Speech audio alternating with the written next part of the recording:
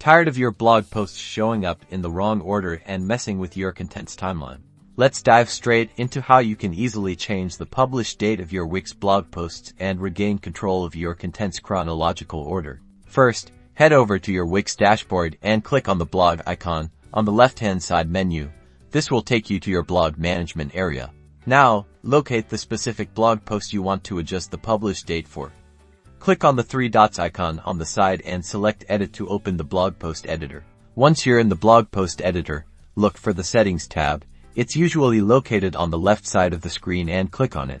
In the Settings panel, you'll find the current published date displayed. Click on the date. A calendar will pop up. From here, you can easily select a new date and time for your post. After selecting your desired date and time, make sure to hit the Update or Publish button, depending on whether the post was already live or still in draft mode. And that's it. Head over to your live blog page to confirm that the change has taken effect and your posts are now displayed in the correct order.